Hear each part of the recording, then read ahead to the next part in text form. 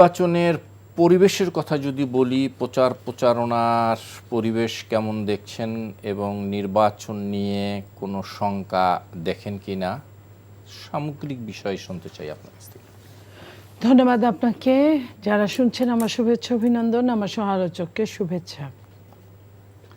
দেখেন, নির্বাচন বহুদিনের প্রতীক্ষিত একটা নির্বাচন সামনে আর 2-4 দিন পরে যেটা অনুষ্ঠিত হতে যাচ্ছে, যদি কোনো সমস্যা না হয়।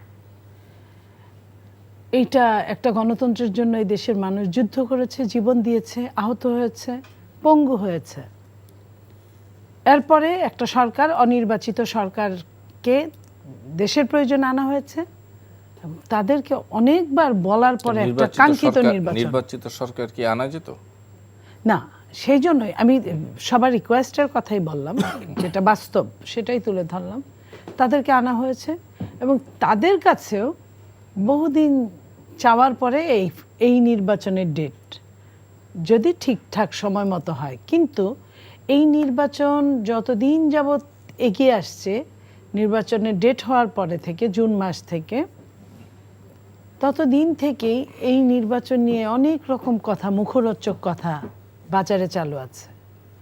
নির্বাচনের ডেট কিন্তু চলে আসছে, এখনও দুজন মানুষের সঙ্গে দেখা হলে দুজন একজন আরেকজনকে জিজ্ঞেস করে, নির্বাচনটা হচ্ছে তো, ঠিক সময় মতো হবে তো, সব ঠিকঠাক থাকবে তো? এই যে সব ঠিকঠাক থাকবে, এটা দুইটা কারণে হতে পারে। এক হচ্ছে বহুদিন নির্বাচন না দেখা জনগণের যে আকুতি, সেই আকুতি থেকে। আরেক হচ্ছে নির্বাচনের যে পূর্ব শর্তগুলো থাকে, প্রত্যেকটা নির্বাচনের একটা পূর্ব শর্ত থাকে, সেই শর্তগুলো পূরণ না হওয়ার কারণে। যেমন ধরেন অস্ত্র উদ্ধার, প্রত্যেক নির্বাচনের আগে বেশ কিছু অস্ত্র উদ্ধার হয়। আমরা বিশেষ অভিযান যে অভিযানটা আমরা এইবার দেখতে পাই নাই। ঠিক আছে, হয়েছে কিন্তু দৃশ্যমান দেখতে পাই নাই। আপনি 100টায় একটা ঘটনা ঘটলে আমরা বলি বিচ্ছিন্ন ঘটনা, 100টায় 10টা ঘটনা ঘটলে আমরা বলি হ্যাঁ শুনেছিলাম, 100টায় যখন 50টা ঘটনা ঘটে তখন আমরা বলি যে হ্যাঁ দৃশ্যমান। তো আমরা দৃশ্যমান কিছু দেখিনি। ওরকম যা বাংলাদেশ প্রতিষ্ঠিত হওয়ার পরে হয় নাই কোনো দিন, যে এই গণ অভ্যুত্থানে অনেকগুলো থানা লুট হয়েছিল। সেই থানার যে লুট হওয়া অস্ত্র এবং গোলা বারুদ, তার সিংহভাগ এখন উদ্ধার হয় নাই। আপা, এই যে উদ্ধার না হয়, এই নিয়ে আপনারাও কথা বলছেন, বিজ্ঞজনরাও বলছেন, আমরাও বিভিন্ন জায়গায় দেখছি, কর্তা ব্যক্তিদের কাছে আমরাও জানতে চাচ্ছি, তারাও বলছে যে হ্যাঁ উদ্ধার ইয়াটা এক ধরনের থ্রেড আছে আমাদের কাছে, আমরা এটা উদ্ধার হবে, অভিযান পরিচালনা করব, নানামুখী কথা আছে। আজকেও বলা হয়েছে যে সেনাবাহিনী তো আগেই মাঠে ছিল, আজকে পূর্ণ শক্তি নিয়ে সেনাবাহিনী এবং সব আইন শৃঙ্খলা বাহিনী ঠিক আছে। আমি আপনাকে বলি, এনলিস্টেড 1335টা অস্ত্র এখন পর্যন্ত জনগণের কাছে আছে, সরকারি অস্ত্র জনগণের কাছে আছে। এবং জেলখানার 17টা জেলখানার যতগুলো অস্ত্র চলে গিয়েছিল তার মধ্যে এখনো 27টা অস্ত্র খোয়ার মধ্যে আছে, খোয়া যাওয়ার মধ্যে আছে। গোলাবারুদ, লক্ষ লক্ষ গোলাবারুদ এখনো উদ্ধার হয় নাই। সেটার সঙ্গে ইল্লিগ্যাল অস্ত্র যোগ হয়েছে। সেই ইল্লিগ্যাল অস্ত্রের সাথে বৈধ অস্ত্র যারা লাইসেন্স করেছে নিজের সিএফটির জন্য, এটা সবসময় সব নির্বাচনের 6 মাস আগে অস্ত্রগুলো থানায় জমা নেয় এবং ইলেকশন চলে যাওয়ার পরে আবার যার অস্ত্র ফেরত নেয়। এইবার ওইভাবে হয় নাই। উপরন্ত বলা হয়েছে যে সিকিউরিটির অভাবের জন্য সরকার থেকে বলা হয়েছে চাইলেই প্রার্থীরা অ্যাপ্লিকেশন করলেই অস্ত্রের লাইসেন্স পেতে পারে। এই যে প্রায় 2000 প্রার্থী, যে কেউ অ্যাপ্লিকেশন করলেই কিন্তু দিয়ে দেওয়ার জন্য কথা আছে, শিথিলযোগ্য যদি কন্ডিশন পূরণ নাও হয়। তো এই যে এত অস্ত্রের ঝনঝনানি, আমি যদি ওই 1335টা অস্ত্রের কথা বলি, আপনি দেখেন 4 দিয়ে ভাগ করেন, 3-4 1200, 4টা করে প্রতি আসনে 4-5টা করে প্রায় অস্ত্র পড়ে একটা আসনে যতগুলো সেন্টার, 150 সেন্টার যাই হোক, একটা আসনে একটা অস্ত্রই কিন্তু অনেক ইনাফ সারাদিনে। সেখানে 4-5টা বৈধ অস্ত্র, মানে বৈধ না খালি সরকারি অস্ত্র, তারপরে বৈধ অস্ত্র তো আছে প্রতিটা গ্রামে গঞ্জে বিভিন্ন মানুষের কাছে। অবৈধ অস্ত্র আছে, বৈধ অস্ত্র আছে। আপনি যে অস্ত্রের লাইসেন্সটা করেছেন, আপনার অস্ত্র তো আপনার কাছেই আছে। তো আপনার অস্ত্র কি কারণে লাইসেন্স করছেন? আপনার সঙ্গে কেউ খারাপ আচরণ করলে, আপনি যদি মৃত্যুর হুমকির মুখে দাঁড়ান, তাহলে আপনি সেইখানে শুট করতে পারেন। আপা কোনো কি মানে এ যাবৎ আমরা যে প্রচার প্রচারণা দেখলাম, একটি বিচ্ছিন্ন ঘটনা ছাড়া কিন্তু সত্যিকার অর্থে বড় ধরনের কোনো সহিংসর ঘটনা ঘটেনি। একটা কি দুইটা ঘটনা আমরা বলতে ঘটনা পারি? ঘটে নাই বলে যে ঘটবে না এমন কোনো কথা না। এ পর্যন্ত আপনি কেমন দেখছেন আমি প্রচার এই প্রচারণার পর্যন্ত পরিবেশ? এই পর্যন্ত যেটাই হোক, অনেক রকম সমস্যা আছে, তারপরেও আমি বলবো আলহামদুলিল্লাহ এই পর্যন্ত। কিন্তু প্রতিটা মুহূর্ত কিন্তু যাচ্ছে লা হাওলা ওয়ালা কুওয়াতা ইল্লা বিল্লাহ বলে, প্রতিটা মুহূর্তে। আমি একটু রাজ্জাকি ভাইয়ের কাছ থেকে শুনে আসি। রাজ্জাকি ভাই, আমরা এটা শেষে একটা বলি, অস্ত্র তো একটা জিনিস গেল, আরো অন্যান্য পয়েন্ট যেগুলো আছে এটা আছে, আপনি জিজ্ঞেস করলে আমি পরে বলবো। নিশ্চয়ই শুনবো আবার আপনার কাছ থেকে। সে অ্যাডভোকেট আবু হেনা রাজ্জাকি, নির্বাচনী পরিবেশ এ যাবৎ প্রচার প্রচারণার একটা শেষ ভাগে আছি আমরা, এই প্রচার প্রচারণা কেমন দেখছেন এবং পরিবেশ নিয়ে যদি আপনি কিছু বলেন, যেটি নীলুফার চৌধুরী মনি বলছিলেন, অস্ত্র উদ্ধার, বিভিন্ন সন্ত্রাসীদের গ্রেপ্তার না করা, সব বিভিন্ন বিষয় নিয়ে উনি ওনার অভিমত ব্যক্ত করেছেন। শুনতে চাই আপনার কাছ থেকে। ধন্যবাদ আপনাকে এবং আমার সমালোচক নীলুফার মনি আর এনটিভির দর্শক শ্রোতা। হ্যাঁ, নির্বাচন একেবারে দোরগোড়া। আজকে 8 তারিখ, 9 তারিখ, 9 তারিখ মানে কালকে, আগামীকাল রাত 12টার পরই মোটামুটি স্থগিত হয়ে যাবে সমস্ত প্রচার প্রচারণা। তো এক্ষেত্রে আপনি যদি দেখেন, এবার প্রথম কথা হলে মানুষ বিবেচনায় নিবে কি, সব দলই ইশতেহার দিছে, কারো ইশতেহার খারাপ না, আমার না পড়লেও বলবো যে ভালো, কারণ খারাপ কথা লিখবে না তো। কেউ লিখবে দুর্নীতি করব, কেউ টাকা পাচার করবো, এটা তো লিখবে না কেউ। কাজে ইশতেহার না পড়েই বলতেছে ইশতেহার খুব ভালো, কিন্তু মেইন ইশতেহার ওখানে না। এবারের নির্বাচনে মেইন ইশতেহার হলো জুলাই চেতনাকে ধারণ করে, এটা হলো ইশতেহার। ভোটাররা এটা বিবেচনায় নিবে। অনেকগুলা কারণ, আমি খুব সংক্ষেপে বলছি, অনেকগুলা কারণ। যেখানে কেউ 1400 মারা গেছে, ওটা লিখলে পরে আবার কেউ জিজ্ঞাসা কমেন্ট করে, রাজ্জাকি সাহেব কি জানেন 1400 লোক মারা গেছে? আরে ভাই, আমরা তো প্রতিবেদন বলি। আরে 1400 লোক মারা গেছে, 14 জন মারা গেছে তো। এই যে মারা গেছে যার সন্তান, সেই লোক যে দলই থাকুক, সে যদি ফ্যাসিজমের পক্ষে কাজ করে তারা ভোট দিবে না, উপর দিয়ে কিছু যাই বলুক আর না বলুক। সুতরাং আপনাকে জুলাই চেতনা বিবেচনায় নিবে এবারে নির্বাচনে, কোনো সন্দেহ নাই। নতুন 4 কোটি যে ভোটার হয়েছে, তারা বিবেচনায় নেবে জুলাই চেতনা কে ধারণ করে। এখন আপনি বিজ্ঞাপন দিয়ে বললে হবে না যে আপনি ধারণ করেন। তারা 5ই আগস্টের পর থেকে এ পর্যন্ত যে দলগুলো মাঠে নির্বাচনের প্রতিদ্বন্দ্বী, তাদের অ্যাক্টিভিটিস দেখতেছে, সেখান থেকে তারা জাজমেন্ট দেবে। এগুলো হলো বড় ইশতেহার। আচ্ছা, আরেকটা ইশতেহার আছে, দুর্নীতি। আপনি দুর্নীতি এসে দমন করবেন, নট দ্যাট দুর্নীতি করবেন না আপনি, সেইটা আগে বলেন যে আপনি করবেন না। অতীত দুর্নীতির বিচার করবেন, সেটা সেকেন্ডারি। আপনি দুর্নীতি করবেন না, আপনি চাঁদাবাজি করবেন না, আপনি টাকা বিদেশে পাচার করবেন না। এই গ্যারান্টি কে, মানে যারা সম্ভাব্য যারা ইশতেহার দিতেছেন, এবং এটা বিবেচনায় নিবে কিন্তু ভোটাররা, যে কাকে দিয়ে এটা পাওয়া যেতে পারে। এবং আমরা অনেক নারী বিদ্বেষী কথা আছে, যে মিস্টার এক্স নারী বিদ্বেষী, সে নারী বিদ্বেষী কিনা সেটাও কিন্তু ভোটাররা বিবেচনায় নিবে। কারণ ঋণ খেলাপি, ওই তো ঋণ খেলাপি, দ্বৈত নাগরিকত্ব, ওগুলো তো আছেই। ওগুলো যদি আপনি বলেন, তাহলে এগুলো নিয়ে যারা নির্বাচন করতে যায়, আমি বলবো তাদেরকে, যারা এই ধরনের ঘটনাগুলো প্রার্থী হয়েছে, অ্যাটলিস্ট তারা যাতে পাশ করতে না পারে। কারণ তারা তো স্টার্টই করছে দুর্নীতি দিয়ে, যে ওনার দ্বৈত নাগরিকত্বের বিষয়ে কথা বলেন নাই, ওনার ওনার ঋণ খেলাপি নিয়ে কথা বলেন নাই। এবং এই সমস্ত লোক যদি দেশে বেকায়দা দেখে পাসপোর্ট নিয়ে পালায় যাবে, এই গেল একটা সাইড। আর দ্বিতীয় সাইড, যদি ক্ষমতায় চলে যায়, তাহলে কি করবে? পার্লামেন্টে গিয়ে তাদের নিজ নিজ ইন্ডাস্ট্রি যেগুলোর নামে লোন আছে, বলবে এগুলো সব রুগ্ন ইন্ডাস্ট্রি, এগুলোর লোন মওকুফ করে দেওয়া হোক। তো এই সমস্ত লোক যদি পার্লামেন্টে যায়, ভোটারদের বিবেচনায় নিতে হবে। কারণ 15-16 বছর পর একটা ভোটের সুযোগ পেয়েছেন আপনারা, একেবারে লিস্ট ধরে আমরা সবাই জানেন কারা ডিফল্টার, কারা ব্যাংক ঋণ দেয় নাই ইত্যাদি দেখেন। সুতরাং ইশতেহার হবে এইগুলা। আর একটা হইল চাঁদাবাজি। চাঁদাবাজি, আমি জানি নীলুফার কাছে কেউ চাঁদা নিতে আসে না, আমার কাছেও কেউ চাঁদা নিতে আসে না, আপনার কাছেও কেউ আসে নাই। কিন্তু যিনি চাঁদা দেন তিনি জানেন কে নেয়, যিনি চাঁদা দেন তিনি জানেন কে নেয়, সে যে দলেরই হোক। আমি মনে করি এগুলো এবার ইশতেহার হবে, অর্থাৎ ভোট তাদেরকে দেবে না। অন্তত ওই 4 কোটির কথা বলছি। আর আমি যে দলেই বিলং করি না কেন, আপনি যে দলেই বিলং করেন না কেন, আপনি দেখেন যে আপনার আত্মীয় একজন আহত হয়েছে জুলাই চেতনায় আন্দোলনে, এবং আপনার কেউ মারা গেছে, আপনি যে দলই, সেই দল যদি ফেসিজমের পক্ষে থাকে, তাহলে আপনি তাকে ভোট দিবেন, উপরে যাই হোক। তো ইশতেহার হবে এবার এইগুলা বিবেচনায় নেবে। আর রাজনৈতিক দলের যে ইশতেহার, এগুলো আমি কখনো বিশ্বাস করি না, কারণ এই প্রতিশ্রুতি রাজনীতিবিদদের দেওয়া একটা ধর্ম, এবং প্রতিশ্রুতি ভঙ্গ করলে বিচার হয় না। আমি যদি আপনার প্রতিশ্রুতি ভঙ্গ করি, আপনি কোর্টে মামলা করবেন, কিন্তু রাজনীতিবিদদের বিরুদ্ধে কোর্টে মামলা হয় না, কারণ তাদের একটা লাইন আছে, সুন্দর লাইন। সেই লাইনটা কি জানেন? রাজনীতিতে শেষ কথা বলতে কিছু নাই, ওইটা দিয়ে কাভার করে। এই জন্য কখনো জামাত বন্ধু, কখনো জামাত শত্রু, নো ম্যাটার। এইবার আসেন আপার কথা, কতগুলা কথা আমি সমর্থন করি। অস্ত্র উদ্ধার হয় নাই, এবং অস্ত্র উদ্ধারণে এখনো বাজারে অস্ত্র আছে। পাশাপাশি আপনি একটা লোকের বৈধ অস্ত্র জমা নিচ্ছেন। বৈধ অস্ত্র জমা নেওয়ার মানে হচ্ছে যারা সন্ত্রাস করবে তারা নিশ্চিত যে বৈধ লোকটার কাছে, যার বৈধ অস্ত্র ছিল তার কাছে অস্ত্রটা নাই।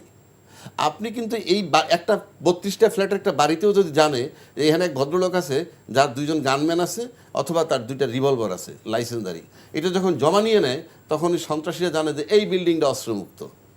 আপনি এই জমা নিয়ে কিন্তু আমাকে আরও বিপদের মুখে ফেলে দিচ্ছেন। ইভেন আপনি যদি ভোটের চিন্তাও করেন, সেক্ষেত্রে ওটাও আপনি এক ধরনের সিকিউরিটি। আপনি বৈধ অস্ত্র জমা নিচ্ছেন, অবৈধ অস্ত্র বাজারে থাকছে। এরপর আসেন 1 লক্ষ সেনাবাহিনীর কথা বলা হয়েছে, মাঠে নামবে প্লাস এরা কতখানি নিরাপত্তা দিবে, তা কেন বলছি, কথাটা আসছে কেন? আমরা সম্প্রতি জানি একটা ঘটনা ঘটছে আপনার জাহাঙ্গীর গেটে বোধহয় জাহাঙ্গীর গেট বা কোনো গেটে প্রবেশ পথে ঢাকা 17-এর একজন প্রার্থী জামাতের, তার নাম খালিদুজ্জামান। উনি ওটার ভিতরে ঢুকতে গেছেন, উনি বাধাপ্রাপ্ত হয়েছেন, বৈধভাবেই তাকে বাধা দিছে যে তার কাছে গানম্যান ছিল। আপনি প্রায়র পারমিশন ছাড়া, প্রায়র পারমিশন বলতে এটা ক্যান্টনমেন্ট বোর্ড অথবা স্টেশন কমান্ডারের পারমিশন লাগে, নাহলে আপনি যেতে পারবেন না, কারেক্ট। এবং সেখানে সে কিছু উদ্যত্তপূর্ণ আচরণও করছে, আমরা দেখেছি, প্রত্যাশা করি নাই। এবং সে তুলনা করছে তারেক জিয়ার সাথে, যে উনিও প্রার্থী আমিও প্রার্থী, মানে বিষয়টি হলো তারেক জিয়া যেতে পারলে আমি পারবো না কেন, সেটা বলে নাই, সে মিন করে। তো এটা একটা বার্তা দেয় যে লেভেল প্লেইং ফিল্ড নাই, আমি সে জায়গায় যাচ্ছি না, আমি যাচ্ছি নিরাপত্তার জায়গাটা। ওইখানে যে ঘটনাটা ঘটছে সেটা যে বডি অন ক্যামেরায় যেটা আর্মি ধারণ করছিল, সেটা যখন বাইরে চলে যায় এবং সেটা যখন সোশ্যাল মিডিয়া আসে, তখন আমার কাছে একটা প্রশ্ন আসে যে আপনি তো নিরাপত্তার কথা বলে আমাকে ঢুকতে দিলেন না, কিন্তু আপনার বডি অন ক্যামেরার ছবি যখন চলে যায় বাইরে এবং সেটা যখন আমার সোশ্যাল মিডিয়ায় চলে আসে, তখন তো আপনার আপনার নিরাপত্তা আপনি দিতে পারতেছেন না। আপনি যখন আপনার নিরাপত্তা দিতে পারতেছেন না, আপনি যে অন্য নিরাপত্তা দিবেন, মানে আমি কিভাবে আশ্বস্ত হব এর উপরে, এটা আমার কোশ্চেন মার্ক। আরও যে ইনফরমেশন যায় নাই সেটাও তো আমরা জানি না, আমি ধরে নিলাম আর যায় নাই, কিন্তু যেতেও তো পারে। এটা আমার একটা উদ্বিগ্নর জায়গা। এইবার আসেন প্রশাসনের কাজ। আরও প্রশাসন কি ফ্যাসিজমের পক্ষে আছে না বিপক্ষে আছে? একটা এক্সাম্পল দিলে আপনি বুঝবেন। আপনি জানেন আব্দুল মোমেন সাহেব, সাবেক পররাষ্ট্রমন্ত্রী, উনি ঘটনার 5ই আগস্টের পরে 8.5 মাস না 8 মাস পরে দেশ থেকে বেরোইছেন। এটা উনি দাবি করেছেন, কিন্তু ওনার দাবিটাই তো আমি ধরবো, আমি কি এটা ভেরিফাই করব? না, ভেরিফাই না, এটা উনি যখন বলতেছে সেটা আমি নিব না আমলে, না সেটা আপনি নেন, আমি সেটা নিয়েই তো বলতেছি। উনি কি বলছেন বলেন? উনি বলছেন আমি 8 মাস পরে বেরিয়ে আসলাম। কিভাবে? আমি 8 মাস পর বেরিয়ে আসছি প্রশাসনের সহযোগিতায়। উনি এর ভিতরে 6 বার সিম পাল্টাইছেন, 5 বার ঘর বদল করছেন, বাসা বদল। তাহলে এই বদলটাও প্রশাসন জানতো। তো একটা সরকার ক্ষমতায়, মানে অন্তর্বর্তীকালীন সরকার, সেটা থাকা অবস্থায় আপনি 8 মাস যাবৎ সহযোগিতা নিয়ে যখন ফ্যাসিজমের পক্ষের লোক প্রশাসনের সহযোগিতা নিয়ে যখন বেরোয়, তারপর সে গিয়ে বাইরে বলে, তাহলে অন্য যারা বেরোইছে তারা তো ওই সহযোগিতা নিয়েই বেরোইছে। তাহলে আপনি যদি নির্বাচনের ক্ষেত্রে চিন্তা করেন, তারা ফ্যাসিজমের পক্ষে আছে প্রশাসন, যেহেতু সেই কথাটা বলছে, তাইলে তো নির্বাচনের ক্ষেত্রে তারা যদি এইটা বিবেচনায় নেয় যে কোন দলটা ক্ষমতায় আসলে পরে ফ্যাসিজমের পক্ষে পাতিত্ব হয় কিংবা প্রশাসন নিরাপদে থাকে, এই প্রশ্নটা যদি আসে, তাহলে তো নির্বাচন নিয়ে একটা শঙ্কা থাকেই। আচ্ছা, আমার মনে হয় অনেক কথা এসছে, মনিয়াপা যদি এই কথার উপরে কিছু আমি ওনার এই কথার সঙ্গে একমত। কারণ আমরা যারা টকশো করি, আমরা শুধু একটা দলকে সাপোর্ট করি তা না, আমরা বিবেককেও সাপোর্ট করি। আপনি মনে করেন যে 8 মাস পরে যে মানুষটা চলে গেল, আমি বা রাজ্জাকি সাহেব বহুদিন আমরা বলেছি 626 জন লোক চলে গেছে, স্টেপ বাই স্টেপ। যখন এটা নিয়ে আলোচনা হলো, আমরা যখন বলা শুরু করলাম, তখন সেনাপ্রধান একদিন বলে দিল যে হ্যাঁ এতগুলো চলে গেছে, এই দায় কিন্তু তার না। সে বলছে যে রাষ্ট্রের জীবন বাঁচানোর জন্য এই দায় কিন্তু সরকারের উপর চেয়ে পড়ছে। এটাও সত্যি, যত কিছুই বলেন না কেন দায় কিন্তু সরকারের। তো 8 মাস পরে যখন গেলেন, 5টা সিম বদল করলেন, 6টা সিম বদল করলেন, 5টা বাড়ি বদল করলেন, তারপরে যেভাবেই যাক না কেন এটা কিন্তু রাষ্ট্রের কাছে একটা বিরাট প্রশ্নবোধক চিহ্ন। প্রশাসনের সহযোগিতায় বেরোয় প্রশাসনের সহযোগিতায়, তার স্ত্রীর সহযোগিতায়, এই যে স্ত্রী সম্পূর্ণরূপে যোগাযোগ রক্ষা করছে প্রশাসনের সাথে, তার মধ্যে কিন্তু আর লুকোছাপা নাই। তাহলে এই প্রশ্নটা কে করবে? প্রশাসনকে। এই প্রশাসন দিয়ে নির্বাচন হবে, এই প্রশাসন দিয়েই। তাহলে আমি ওই প্রশাসনকে কতটা বিশ্বাস করব?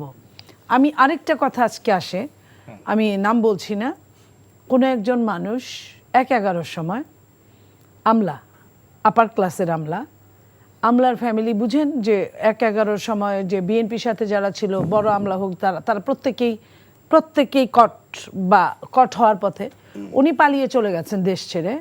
এখন ওনার মায়ের নামে মামলা, মা বৃদ্ধ, ঠিক আছে সব। আমি এই পর্যন্ত শুনেছি, আমি জানি না এই কথাটা বললে কি হবে, ওনার মাকে বোর্ডিং পাস দিয়ে সব কিছু ইমিগ্রেশন ক্রস করে বিমানে ওঠানো হয়েছে। বিমানে ওঠানো মানে কি, আপনি চলে গেছেন, সেই বিমান থেকে আবার নামিয়ে এনে তাকে দেশে রাখা হয়েছে। আমৃত্যু সে দেশে ছিল। বলে না গ্রামে যে গায়ে বাছুরে পিড়িত থাকলে বন্ধে যায় দুধ দেয়, বুঝছেন? আজকে এই এতদিন পরে এই কথাটা আসলো যে আমরা কোন বাংলাদেশে বাস করি, আমাদের জীবনের নিরাপত্তা, কিছু মানুষের জীবনের নিরাপত্তা আছে। আমি আজকে যদি আমি আমার নিজের কথা বলি, জনাব সালাউদ্দিন আহমেদ উনি যদি আমলা না হতেন, উনি বাঁচতেন কিনা আমার সন্দেহ আছে। কথায় আছে যে উনি যখন আমলা ছিলেন, দেশনেত্রী বেগম খালেদা জিয়া পিএ ছিলেন, তখন ওনার অনেক কলিগকে উনি প্রমোশন দিয়েছেন অন্য দল জানার পরেও। এটাই স্বাভাবিক, দেওয়াটা ভুল কিছু না। তারা সেই ঋণটা শোধ করেছে, তাকে জীবনটা বাঁচিয়ে দিয়েছে, কিন্তু তার জীবন থেকে 9 বছর শেষ করে দিয়েছে, কিন্তু জীবনে বেঁচে ছিল। আমি এই কথাটাও বললাম এই কারণে যে দেখেন, একটা কাকের মাংস খায় না, মানুষের মাংস খায়। রাজনীতিবিদদের মাংস খায়। একটা রাজনীতিবিদ আপনার আরেকটা রাজনীতিবিদকে সেভ করছে না, উল্টা ধরায় দিচ্ছে, উল্টা আরো বাজে কথা কতগুলো সঙ্গে সংযোজন করছে। কিন্তু আপনি দেখেন একজন আমলা আরেকজন আমলাকে, আমি কিন্তু এখানে আমলার কথা বললাম, ওই পররাষ্ট্রমন্ত্রী উনিও কিন্তু আমলা ছিলেন, যে সুবিধাটা পাইছে শুধু কিন্তু মন্ত্রী হওয়ার জন্য পায় নাই, নাকি আমলা ছিলেন, আমলারা তাকে সহযোগিতা করছে। এই যে সহযোগিতা, এই যে জিনিসগুলো, তাইলে আমরা কার বিরুদ্ধে কি যুদ্ধ করি? আমরা তো তাকে মেরে ফেলার জন্য চাইনি, আমরা তাদের যারা অন্যায় করেছে তার শাস্তি চাই। উনি যদি অন্যায় না করে থাকে তার শাস্তি আমি চাই না। তো এই জায়গাগুলায় আমাদের কোনখানে চেঞ্জ আসছে? কোথাও চেঞ্জ আসে নাই। এবং আপনার নির্বাচনে আপনার লেভেল প্লেইং ফিল্ড কি আছে এখনো না? কিন্তু দুই দলই কিন্তু এই একই কথা বলছে। দুটি দল বা জোট একজন অপরের বিরুদ্ধে দোষারোপ করছে। দোষারোপ করা রাজনীতিটা আছে। হ্যাঁ, এটা সারা জীবনই ছিল, সারা জীবন ছিল। আমার কথা হলো চেঞ্জটা কোথায়? উনি 3 জন এক হয়ে একটা সরকার উৎখাত করলাম। যখন আমরা 3 জন কি এটা বুঝি না, আমাদের মধ্যে যদি চরম গরমিল থাকে, ওই যাকে উৎখাত করছে সে কিন্তু এই বাড়িটা, এই দেশটা কিন্তু তারও, সে কিন্তু সুবিধাটা নিবে 100%। এটা রাজনীতিবিদরা খুব কম বোঝে। তো এইটা পাগলেও তো নিজের বুঝটা বুঝে ভাই, যে 3 বেলা আমার খাইতে হবে, না খাইলে আমি মারা যাবো, নইলে আমি মারামারি করতে পারবো না, নইলে আমি আরেকজনের বাড়িতে আগুন দিতে পারবো না, নইলে আমি আরেকজনের ভয় দেখাতে পারবো না। তো যদি পাগল যদি বুঝে থাকে, তাইলে সাধারণ মানুষ কেন বুঝবে না? সাধারণ মানুষ বোঝে, কিন্তু রাজনীতিবিদদের একটা মানে চাহিদা আছে বা একটা আকাঙ্ক্ষা আছে যে আগে চেয়ারে বসে নেই, যেভাবে হোক। আপনি কি বুঝেন যে যেভাবে যে ডিজাইনটাকে ডিপেন্ড করে একটা নির্বাচন হতে যাচ্ছে, যদি হতে যাচ্ছে, সেই ডিজাইনটা চালু থাকলে বাংলাদেশের উপর কত বড় খরচ যাবে বাংলাদেশের উপর। আপনার কিন্তু এমনি আপনার দাম 4 আনা, আমার দাম 12 আনা, ওনার দাম 1 টাকা। এই 1 টাকা 12 আনা বাদ দিয়ে যখন 4 আনা নিবে, আপনার বুঝতে হবে এইখানে শুভঙ্করের মস্ত বড় ফাঁকি আছে। সেই ফাঁকিটা কিন্তু আমার, আপনি বা ওনার জন্য না, এই দেশটার জন্য। তো এই দেশটার 12টা বাজাইতেছি আমরা নিজেরা। আমার মনে হয় শুভঙ্করের ফাঁকি একটু বুঝতে চাই অ্যাডভোকেট আবু হেনা রাজ্জাকের দিকে। রাজ্জাকি ভাই, আমি যদি একটু সরাসরি আলোচনায় আসি, যেটা আমি শুরুতে বলছিলাম যে প্রচারণায় এ যাবৎ প্রচারণায় কোনো ব্যতিক্রম কোনো আপনি লক্ষ্য করছেন কি না? আমরা যারা সাংবাদিকতা করি, যারা আছি, তারা কিন্তু আমরা সাদা চোখে তেমন কোনো ব্যত্যয় দেখছি না। হয়তো লেভেল প্লেয়িং ফিল্ড নিয়ে কথা আছে, যে একজন হয়তো খুব বেশি হয়তো সুযোগ পাচ্ছে, এটা আরেক প্রার্থীর বক্তব্য। এর বাইরে কি কোনো বিশেষ কোনো কিছু লক্ষ্য করছেন যে প্রচারণায়? না, যেমন ধরেন আমরা এই 5 আগস্টের পরে কি চাইছি, কিছু সংস্কার আমরা চাইছি, কোনো সংস্কার হয় নাই, কোনো সংস্কার কিন্তু হয় নাই। সংস্কার প্রস্তাব আকারে জুলাই সনদের ভিতরে আছে, যেটা গণভোট আকারে পাশ হইলে তারপরে সংসদের 180 দিনের মধ্যে করবে, সংসদের দয়ায় অ্যাপ্রুভাল হবে। আচ্ছা, এটা হলো সবচেয়ে একটা ব্যথার জায়গা। কেন ব্যথার জায়গা? আপনি যে নির্বাচনটা করতে একই দিনে গণভোট আর এই সংসদ নির্বাচন হইল, এটা যে কত বড় ব্লান্ডার হয়েছে, এটা তো বিএনপির দাবির মুখে পড়তে হয়েছে। আমি সেটাই তো বলতেছি। এটা যে কত বড় ব্লান্ডার হয়েছে, এটা নির্বাচনটা হয়ে যাওয়ার পরে বুঝবেন। কারণ আপনি যে নির্বাচনে যাচ্ছেন, যেটা আমি আগেও বলছি এখনো বলি, আপনি তো কনসাস লোক, আপনি কিন্তু এবারের ইশতেহার এইটা শুনেন নাই যে প্রধান নির্বাচন কমিশন ইশতেহার ঘোষণার সময় বলছিল যে আমি বাংলাদেশ সংবিধানের এত নম্বর অনুচ্ছেদ মোতাবেক ইশতেহার ঘোষণা করছি। উনি বলেননি, উনি ইশতেহার দিছেন। তাহলে উনি যে ইশতেহার দিলেন কোন সংবিধান বলে? নির্বাচন হওয়ার পর ক্ষমতা হস্তান্তর হবে, কোন সংবিধান বলে কে কারে ক্ষমতা হস্তান্তর করবে? আপনি দেখেন, আমি ছোট মুখে বলে গেলাম, এই জটিলতা আসবে। কিন্তু গণভোটটা জামাত বলছিল যদি আগে হয় তাহলে ওইটার আলোকে নির্বাচনটা হতে পারত। এখন প্রশ্ন হচ্ছে যে এই কেন সরকার একসাথে দুইটা দিল, ফাইনালি তারটা কেন চুজ করলো? এটার কারণ হচ্ছে যে আমরা শুরুর দিকে যদি আমরা তাকাই, তাহলে আপনি দেখবেন যে রাষ্ট্রপতি অপসারণ করতে চেয়েছিল ছাত্ররা, তখন কিন্তু বড় দল থেকে বলছে, বিএনপি বলছে যে রাষ্ট্রপতিকে অপসারণ করলে সাংবিধানিক সংকট হবে। যাক, তারা কি বুঝে বলছে তার বুঝ, আমার ছোট মাথায় ধরে না। কেন ধরে না? শেখ হাসিনাও তো সাংবিধানিক ছিল, তাকে সরাইলে সংকট হইল না, ওনারে সরাইলে হবে। অথচ উনি কিন্তু ওই স্বৈরাচারের অংশ বা ফেসিজমের পার্ট, তাকে আমি রেখে দিলাম, গেল একটা। তাহলে কার ইচ্ছে হলো? বিএনপির ইচ্ছায়। তারপরে যখন আওয়ামী লীগ নিষিদ্ধকরণের প্রশ্ন দাবি তুললো, ছাত্ররাই তুলেছে, তখন কিন্তু আবার বিএনপির পক্ষ থেকে বলা হয়েছে যে আমরা কোনো রাজনৈতিক দল নিষিদ্ধ করার পক্ষে না, সেটা জনগণের সিদ্ধান্ত। এই যে পক্ষে না, ছাত্ররা চায় নিষিদ্ধ করতে, ইউনূস সাহেব তখন একটা বেকায়দার জায়গায় পড়ে, এই কারণে যে ছাত্ররা তার নিয়োগকর্তা। তখন সে কি করছে? দুই কুল রাখছে। কিভাবে? নিষিদ্ধ করলো না, বাট বিচার না হওয়া পর্যন্ত কার্যক্রম স্থগিত করলো। তাতে কি হইলো? বিএনপির কিন্তু লাভটা হয়ে গেল। লাভ মানে কিভাবে লাভ? নির্বাচনে নাই, আওয়ামী লীগ নির্বাচনে আসতেছে না, তাহলে মাঠটা খোলা।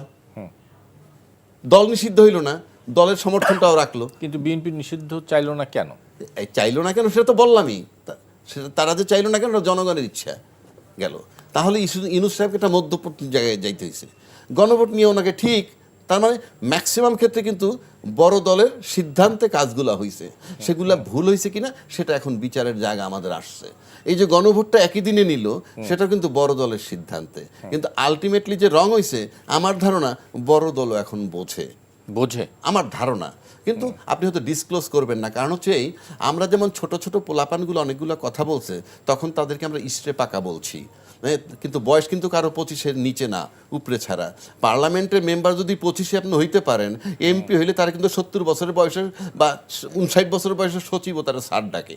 কিন্তু এখন মানে আমরা এমন একটা গ্যারাকলে পড়ছি, অর্থাৎ দেশটাকে নিয়ন্ত্রণ করতেছে বহুকাল ধরে মিডিয়ায় আমলা এবং বিজনেস অলিগার্ক, যারা এই তিনটা সেক্টর রাজনীতিবিদদের ব্যবহার করে। কেন?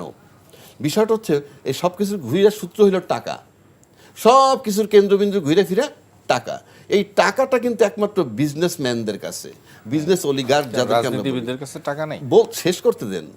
ওই যে রাজনীতিবিদ ব্যবসায়ীদের কাছে যে টাকাটা আসে, সেটা রাজনীতিবিদদের একটা অংশ দিয়ে রাজনীতিবিদদেরকে কিনে রাখে।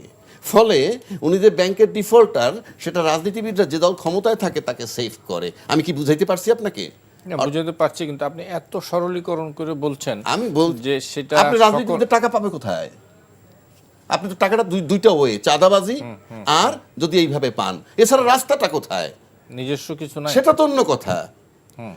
আমি এই যে নিজস্ব বললেন, আপনি তো আমারে প্রশ্ন করেন কেন? আপনি এই দেশে থাকেন তো।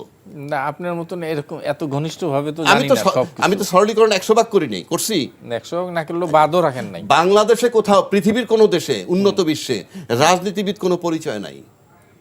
যা আমি রাজনীতিবিদ এই পরিচয় লন্ডন আমেরিকা কোথাও যদি দেখাইতে পারেন, আমি আপনার টক শোতে আসবো না। তাহলে তো এটা তো সমস্যা আছে। রাজনীতিবিদ কোনো পরিচয় নাই তো। আপনি আরেকটা কোনো শর্ত দেন। না, সেটা সেখানে কি অন্য কোনো শর্ত দেন? না না না, শর্ত দেন। আমি বলছি রাজনীতিবিদ কোনো পরিচয় না, নাই। আচ্ছা হইলো নালে আমাদের দেশের এখানে আপনি যখন রাজনীতিবিদরা- রাজনীতিবিদ পরিচয় দিচ্ছেন, কেন বলছি কথাটা, আপনি গত 18 মাসে দেখছেন এই এনসিপির ছেলে পেলে বা ছাত্রদেরকে এনে বহু সাংবাদিক প্রশ্ন করছেন, আপনি করেন বা XYZ যেই করুক, আপনার আয়ের উৎস কি, আপনি কিভাবে চলেন, কেউ কইছে টিউশনি করি, ইত্যাদি ইত্যাদি নানান বিষয়। এবং কোনো একটা মেয়ে, আমার নামটা মনে নাই, তাকে একবার জিজ্ঞাসাবাদ করার পর তার কাপড় নিয়ে প্রশ্ন করছিল, নতুন কাপড়। আমরা একটা নতুন কাপড়ও পরতে পারবো না। এটা কেন বলছি? আমি বলছি না ধোয়া তুলসী পাতা না, কিন্তু আমার প্রশ্ন হচ্ছে এইটা, 1 নম্বর, আপনি যদি আমার ইনকাম জানতে চান, এটা ডিসক্লোজ করতে আমি বাধ্য না, 1 নম্বর। কারণ আমার জায়গা আছে যেখানে এটা রাখা আছে, আপনি সেখান থেকে গিয়ে জানতে পারেন। সেই কি বলে, ইনকাম ট্যাক্স অফিস, মানে রিটার্ন যেখানে আছে, ওটা আপনি পাবেনই, এটা কোনো বিষয় না। তারপরে যদি আপনি জিজ্ঞেস করেন, আপনি আমাকে এই ডাইকে জিজ্ঞেস করতে পারতেছেন, তাহলে আরো বড় বড় দায়িত্বশীল যে দলগুলো আছে, তার কি 5টা-10টা লোকরে আপনি এসে জিজ্ঞেস করতে পারছেন ইন্টারভিউ? এখনো তো চ্যালেঞ্জ করছি, পারবেন না। না, সেই সক্ষমতা কি আমরা অর্জন করতে পারেন নাই। পেরেছি কিনা? তাহলে আপনি ওদেরকে ডাকলেন, সেই সক্ষমতা পাইলেন কোথায়? কারণ আপনি জানেন যে ফ্রম ডে ওয়ান প্রশাসন, বড় রাজনৈতিক দল সবাই তাদেরকে কোণঠাসা করছে, কাজে আপনি ডাইকে ইন্টারভিউ নিলে বাহবা পাবেন। এটাকে বলে সস্তা বাহবা নিছেন, কিন্তু উচিত হয়নি। এখন বহু লোক কি আফসোস করে, আমাদের সাথে অনেকের কথা হয়, আফসোস করে যে তাদেরকে এত আন্ডারমাইন করাটা আমাদের ঠিক হয়নি, কিন্তু প্রকাশ্যে আসে না। কেন আসে না? কেন বলে? কারণ তারা দেখতেছে সিনারিওটা যে আমরা কোনো পরিবর্তন ইনফ্যাক্ট করতে পারি নাই। কারণ এখনো আমরা সেই গণভোটের দিকে তাকাই রয়েছি। যদি গণভোটটা পাস হয় আর সংসদ নির্বাচন করে যারা যাবে, তাদের করুণায় যদি অ্যামেন্ডমেন্ট হয় ওই মোতাবেক, তাইলে কিছু পাইলে পাইতেও পারে। আচ্ছা রাজ্জাক ভাই, যদি ধরে নেই, আমি একটু, যেহেতু আপনি আইন অঙ্গনের মানুষ, কোনো কারণে যদি গণভোট না হয় তাহলে কি হবে? কঠিন বেকায়দা আমি বলছি তো। যেমন স্ট্রেট প্রশ্ন আসবে, কোন সংবিধানের অধীনে নির্বাচনে আপনি ওই জায়গাটা গিয়ে দাঁড়াইলেন, কিভাবে দাঁড়াইলেন? আপনি বলেন না আমাকে। না, আপনার কাছ থেকে শুনতে চাই আমি। ইয়েস, এটা অবৈধ হবে। কি নির্বাচনটাই অবৈধ হবে? নির্বাচনটাই অবৈধ। আপনি কোন আইনে আসছেন? ইউনুস সাহেবের যে আমরা একটা জুলাই ঘোষণাপত্র বানাইছি, খেয়াল আছে? জুলাই ঘোষণাপত্র, সেখানে ওই একটা জায়গা ছিল, আমি বারবার বলছি, আপনার চ্যানেলে এসেও বলছি, ওখানে কিন্তু বলছে ওনাকে অন্তর্বর্তীকালীন সরকারের স্বীকৃতি দিছে, উনি 106 ধারা মোতাবেক বসছেন, এবং উনি ওখানে যদি লিখতো ওনার মেয়াদ 8ই আগস্ট 2024 থেকে 30 জুন 2026 পর্যন্ত দেওয়া হইল, এবং এই মেয়াদের মধ্যে উনি একটা নির্বাচন করে যাবেন, এবং নির্বাচন করে নির্বাচিত সরকারের হাতে ক্ষমতা হস্তান্তর করে যাবেন, এবং এই ঘোষণাপত্রটাকে ছিল অন্তর্বর্তীকালীন সময়ের জন্য একটা অস্থায়ী সংবিধান, সেই মোতাবেক তারে দিলে সংসদে যাওয়ার পর তারপর আপনি গণভোট নিয়ে কথাবার্তা বলেন, টানা হাসটা করেন। আমি আজকে বলে রাখলাম তো, ইলেকশনটা হয়ে যাক, আপনি দেখবেন এই জটিলতা হবে যে ক্ষমতা কিভাবে হস্তান্তর করা হবে। ও দিবে কে?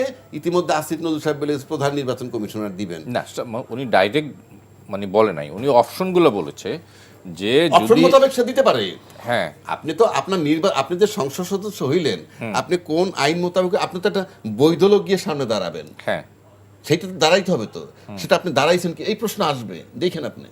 না, সেই প্রশ্ন তো আর যদি না আসে, না অল্টারনেট তো আছে, ডেপুটি স্পিকার ওদের চ্যাপ্টার বাদ, ওটা তো বলেই দিচ্ছে। স্পিকার পদত্যাগপত্র করছে, তার ট্রেস নাই। ডেপুটি স্পিকার জেলখানার ভিতরে আছে, সে দিতে পারবে না। ওটা নিয়ে প্রথম হলে ওই জায়গাটা আসবে, আমি সেই জায়গাটা বলছি, কিভাবে সলভ করবে সেটা তাদের ব্যাপার। না, সলভ উনি একটা ওয়ে বলেছেন যে রাষ্ট্রপতি একটা, আরে ওটা তো বইলে দিচ্ছেন, আপনি আসেন না ওই পর্যন্ত। আপনি তো ওটা তো থিওরি দিয়ে দিলেন, ব্যবহারিক প্রক্রিয়া আসেন না। আমি সেটা বলছি, থিওরিতে বলছিলাম সংস্কার করুন, ব্যবহারিক প্রক্রিয়া হয়েছে কোনো সংস্কার? আপনি সেই জায়গায় অন দা ওয়ে তো ওই যে অন দা ওয়ে তো বললামই। নির্বাচন কমিশনের ভূমিকা নিয়ে আমি আপনার কাছে একটু পরে আসি, একটু শুনে আসি আমাদের নীলভর চৌধুরী মনি আপা। এ যাবৎ পর্যন্ত নির্বাচন কমিশনের অবস্থান আপনি কেমন দেখছেন? আমি যদি বলি যে আমরা কিন্তু খুব দৃশ্যমান, খুব শক্ত অবস্থানে দেখছি না। ছোটোখাটো বিষয়ে বিভিন্ন, ছোটোখাটো না বলবো, যে বেশ কিছু বিষয় নিয়ে যখন দু দলকে আমরা দেখছি যে অভিযোগ পাল্টা অভিযোগ মানে দিচ্ছে, তারও কোনো সমস্যার সমাধান হচ্ছে না। দেখেন, নির্বাচন কমিশনকে আমি এক কথায় অথর্ব বলতে চাচ্ছিলাম না। আমি বলতে চাচ্ছিলাম যে এই সময়টায়, এই আপৎকালীন সময়ে নির্বাচন কমিশন ভালো ভূমিকা রাখবে, আমি আশাবাদী ছিলাম। বাট আমি নিরাশায়, আমার আশাটা নিরাশায় পরিণত হয়েছে। এই কারণে যে দুই দল, বড় দুইটা দল থেকেই কমপ্লেইন করা হচ্ছে। উনি কারোটা, দুইজনেরটাই শুনছে না, দুইজনেরটাই শুনে কাজ করার চেষ্টা করতো। আমি বিচার দিয়ে গেলাম, রাজ্জাকি ভাই বিচার দিয়ে গেল, দুইজনেরটাই শুনে দুইজনের মতো শাস্তি পাওয়ার যোগ্য হলে শাস্তি দিত, দুঃখ ছিল না। শোনেন, উনি কি শুনছে, ওনার প্রথম যে সমস্যাটা, প্রথম এই মুহূর্তের ওনার মেরুদণ্ডের শিরদাঁড়াটা কতটুকু কার্যকর আমার সন্দেহ আছে। কারণ এখন পর্যন্ত যখন ইলেকশন চলে আসছে দুর্গোড়ায়, তখনও সরকার খবরদারি করছে। সরকারের কিন্তু এইখানে এই মুহূর্তে কোনো রুলস থাকার কথা না। সরকার এখনো কাউরে চাকরি দিচ্ছে দেশের বাইরে, আপনার লিখে রেখে এক ফোঁটা দিলেম শিশির মনে করে একটা জীবনের বিনিময়ে আপনি আনস্কিল একজনকে নিয়ে আরেকখানে আপনি চাকরিতে জয়েন করায় দিলেন। সরকার কাউকে কাউকে বিমানের ডাইরেক্টর বানাচ্ছে এক জায়গা থেকে আরেক জায়গায় নিয়ে, এগুলা সরকারের এই মুহূর্তে করার কথা না। এগুলা সরকারের নিজস্ব লোকদের বিভিন্ন জায়গায় এস্টাবলিশ করার জন্য চেষ্টা করছে। এটা হলো তার মেরুদণ্ডটা বললাম। উনি কোনো শব্দ করলেন না যে খামোশ বলা উচিত ছিল, ওনার করলেন না। উনাকে একটা দল, 11 জোটের একটা দল উনাকে কমপ্লেন করলো, উনি সেই কমপ্লেনের চুলচেরা বিচার করেন নাই। আবার বিএনপি তার নামে কমপ্লেন করলো, প্রত্যেকটা কমপ্লেনের যৌক্তিকতা ছিল। লাইক আপনার, আমি কি বলি, ধানের শীষের যে মার্কাটা পোস্টাল ব্যালটে দিল একদম চিপার মধ্যে, এবং ওইটাকে সিল মারার পরে দুইটা ভাঁজ করলে, মানে বর্ণ অনুযায়ী চরম ভুল। কেন? আপেল আনারস, আনারসটা আগে আসবে, আপেলটা পরে আসবে। ওইখানে আপেলটা আগে আসছে, আনারস পরে আসছে। আরো বলি, দালান দাড়িপাল্লা, দালানটা আগে আসবে, দাড়িপাল্লা পরে আসবে। দালান পরে আসছে, দাড়িপাল্লা আগে আসছে। বৈষম্য রয়ের আগে ল থাকে, পরে থাকে না। এই ধরনের অনেক, প্রথমেই অ্যালফাবেটীয় ভুল করছে। এটা তার প্ল্যান মাফিক কিনা, অবশ্যই আমি প্ল্যান মাফিক বলবো, কারণ আমি নির্বাচনটা তো এত হালকা জিনিস না। ধানের শীষটা এমন একটা চিপার মধ্যে দিচ্ছে যেখানে আপনার সিল মেরে ভাঁজ করলে আরেক ঘরে দাগ পড়ে যাবে, তার মানে ভোট নষ্ট। এই আমাদের আমি বলি, শেষ করি, ধানের শীষ একটা, আপনার ক্ষমতায় আসুক বা না আসুক, ধানের শীষ বাংলাদেশের একটা ব্র্যান্ড না, শুধু বিপুল ভোট পাওয়ার মতো একটা মার্কা। আপনি তাকে গুরুত্ব না দিয়ে চিপার মধ্যে ফেলাইলেন, যেখানে আমি সমস্যা সংকুল অবস্থায় আছি, আমার হাজার হাজার লাখ লাখ ভোট আমার নষ্ট হয়ে যেতে পারে। কেন আপনি এই আশঙ্কা আপনি কেন করছেন? আরে আপনি সিল মেরে যখন ভাঁজ করবেন, সিল মেরে তো ভাঁজ করতে হবে না, সিল মেরে ভাঁজ করার তো একটা নিয়ম আছে। নিয়ম কি আপনি দাঁড়ায় ফু দিয়ে বাতাস করে আগে শুকাবেন নাকি? না না না, ভাঁজ করেন না, আপনি ফু দিয়ে বাতাস দিয়ে না শুকাবেন না, প্রত্যেকটা ব্যালট পেপারে ভাঁজ করার নিয়ম আছে যে এইভাবে ভাঁজ করতে হবে। সেরকম ভাঁজ করলে তো আপনার ওই নিয়ম অনুযায়ী ভাঁজ করলে আপনার দাগ পড়বে, কথা না। ওই নিয়ম অনুযায়ী ভাঁজ করলে দাগ পড়বে। আমি, এটা আমার কথা না, সব বিশেষজ্ঞদের কথা। বিএনপির দলের নজরুল ইসলাম খান, এটা চিফ আমাদের, তাদের কথা। আমি নিজে যেহেতু ভোট দেইনি, ওনারা ওটা টেস্ট করেই বলছে এই অবস্থা। আচ্ছা, গেল। 2 নাম্বার হলো, একটা দলের কিছু নারী নেত্রীরা বিভিন্ন বাড়ি বাড়ি গিয়ে ন্যাশনাল আইডি কার্ড চেয়েছে এবং বিকাশ নাম্বার চেয়েছে, নগদ নাম্বার চেয়েছে, আরেকটা জানি কি সেই নাম্বার, রকেট নাম্বার চেয়েছে। এই নাম্বারগুলা চেয়েছে। এইটার বিচার দেওয়ার পরেও কোনো রকম ডাকা হয় নাই, কোনো রকম শোকজ করা হয় নাই, কোনো রকম আলোচনা করা হয় নাই সরকারের পক্ষ থেকে। সরকার মানে নির্বাচন কমিশন। তো এই নির্বাচন কমিশন অবশ্যই আপনার সন্দেহের ঊর্ধ্বে না। আপনার যারা সন্দেহের ঊর্ধ্বে না, তারা বলেছে বলার জন্য বলেছে। আর আমরা কারণ দর্শিয়ে, আমরা প্রমাণ সহ বলেছি, পয়েন্ট অনুযায়ী বলেছি। আগের যে ভুলগুলো ছিল, যেমন যেটা নিয়ে তাকে নিয়ে সন্দেহ করা হয়েছে, সেটা হলো আপনার কি বলে, ইশরাকের গ্যাজেট হওয়া নিয়ে ইশরাকের গ্যাজেট করতে ওনারা বাধ্য এই কারণে আদালত যখন রায় দেয় রায় 3 দিনের মধ্যে গ্যাজেট তাদের করতে হয়, সেটা নিয়ে ভুল বুঝছে একটা দল বা 2টা দল, সেটার কোনো যৌক্তিকতা নাই। বাট আমি যে কথাগুলো বললাম প্রত্যেকটার যৌক্তিকতা আছে। এই যৌক্তিকতা তো নির্বাচন কমিশন কোনোভাবে উজ্জ্ব করতে পারে না, নির্বাচন কমিশন কোনোভাবে এখান থেকে স্লিপ কাটতে পারে না। তাহলে নির্বাচন কমিশনকে আমি কিভাবে বলবো সে সমালোচনার ঊর্ধ্বে না, সে কোনো একটা দলের সাথে পক্ষপাতিত্ব করছে না? অবশ্যই সে সহ আমলারা সহ অনেকেই পক্ষপাতিত্ব করছে। আবারও বলছি, একটা মেটিকুলাস ডিজাইনের জন্য। আমি মনে হয় এবার অ্যাডভোকেট আবহাওয়া রাজ্যে কি একটা মেটিকুলাস ডিজাইনের কথা এসছে, তারপরে ব্যালট পেপারের কথা আসছে, সব কিছু নিয়ে একটু শুনি।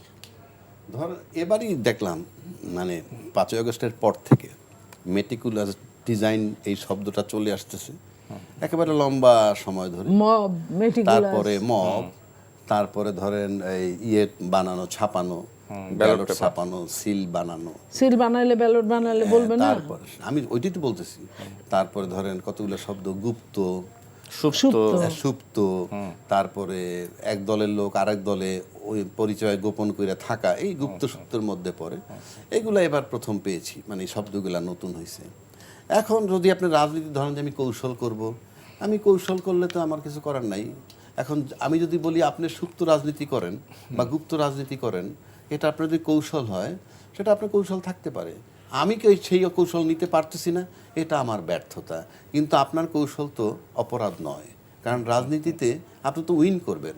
যেমন আজকে মেটিকুলাস ডিজাইন যদি বলে সরকারের মেটিকুলাস ডিজাইন ছিল, রাজনীতির উদ্দেশ্য যদি ক্ষমতা যাওয়াই হয়, তাই তো হচ্ছে। এখন ক্ষমতা নিয়ে তো মারামারি, এ তো রাজনীতি করতে গেলেই যে ক্ষমতায় যেতে হবে সেটা হলো যারা রাজনীতি করতে তারা। কিন্তু আমরা দূর থেকে মনে করি এই যে কথা বলতেছি এখান থেকে কেউ 2-5টা শব্দ যদি রিসিভ করে এটাই আমাদের রাজনীতি আমরা মনে করি। যদি কেউ সিদ্ধান্তটা সরকার গ্রহণ করে এটা আমাদের রাজনীতি, এটাও হতে পারে। আর ক্ষমতায় যাওয়াই যদি রাজনীতি হয় তাহলে আমার কাছে মনে হয় এই যাবৎকালে বাংলাদেশের ইতিহাসে 85 বছর বয়সে ইউনূস সাহেব ক্ষমতায় গিয়ে দেখাই দিছে যে সে সবচেয়ে ভালো রাজনীতিবিদ। কারণ 85 বছরের বয়স, হাঁটা চলার কথা না, সেই ক্ষমতায় গেছে।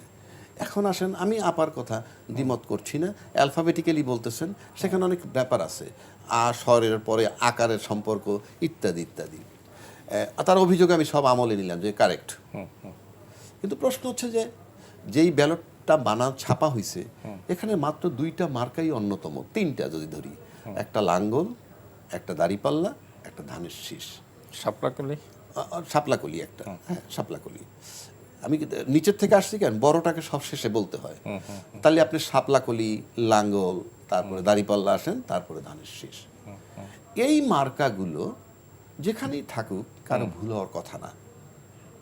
এখন কালি মারার পর যদি লেপটায় যায় সেখানে একটু সতর্কতার দায়িত্ব সবাই। এটা তো যে কোনো জায়গায় যদি আপনি সিল দেন ওইখানে ওই ব্যালটে সিল নাই, ওই ব্যাপারে হলো টিক। যাই হোক, আমি সুতরাং ওইটা লেপটানোর আপনার অভিযোগ কারেক্ট, অভিযোগ কারেক্ট হলো কি আমি বলি তার অভিযোগ তো নাই। না বলি আমি সিল নাই, ওই লেপটানোর না ব্যালটে যে টিক দিবে, রাইট, যেটা আমি বলি পোস্টাল, হ্যাঁ পোস্টালে সিল আছে, না টিক আমি বলি টিক, না পোস্টাল ব্যালটে সিল না, পোস্টাল ব্যালটে টিক। কাঞ্চন ভাই আপনি ওটা মেনে নিলাম, টিকে কোনো প্রবলেম নাই, আমি বলি টিকে প্রবলেম নাই।